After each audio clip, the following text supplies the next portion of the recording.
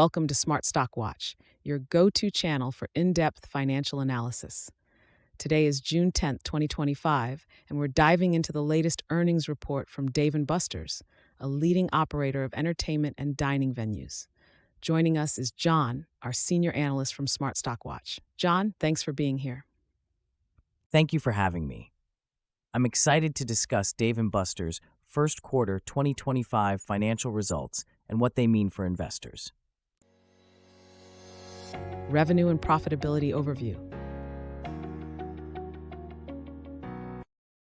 Let's start with the top line. Dave & Buster's reported a revenue of $567.7 million for the first quarter of 2025, which is a 3.5% decrease from the same period last year. John, can you elaborate on this? Absolutely. The decline in revenue is primarily due to an 8.3% decrease in comparable store sales. This indicates that while the company is expanding, existing stores are seeing less foot traffic or spending.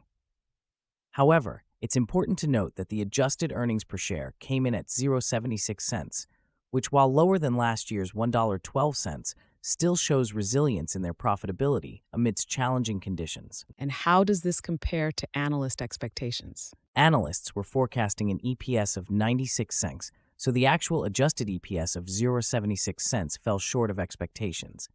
This miss could be attributed to the decrease in comparable store sales and increased operating expenses. Operational efficiencies and future outlook. Despite the revenue decline, Dave & Buster's reported an adjusted EBITDA of $136.1 million.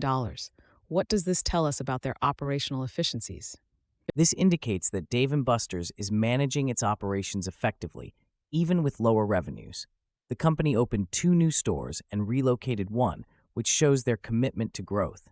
Additionally, they repurchased $23.9 million worth of shares, reflecting confidence in their long-term strategy.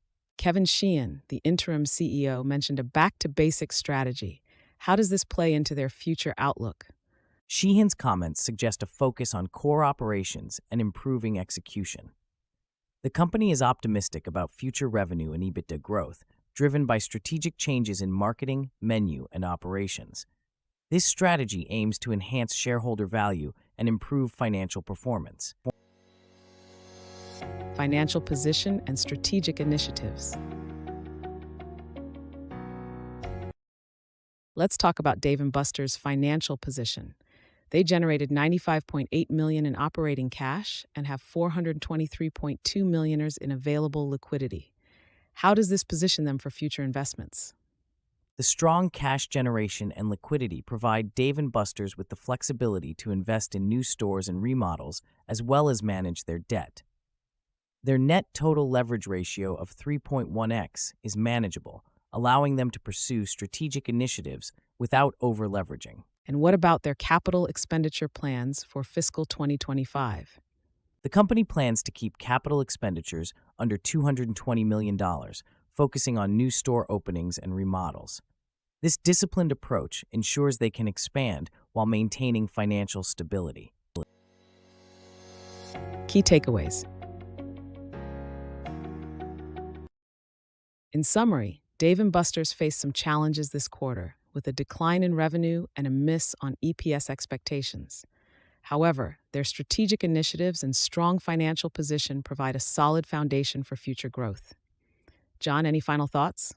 Dave & Buster's is navigating a tough environment, but their focus on operational improvements and strategic growth is promising. Investors should keep an eye on their execution in the coming quarters. Thank you, John, for your insights. And thank you to our viewers for tuning in.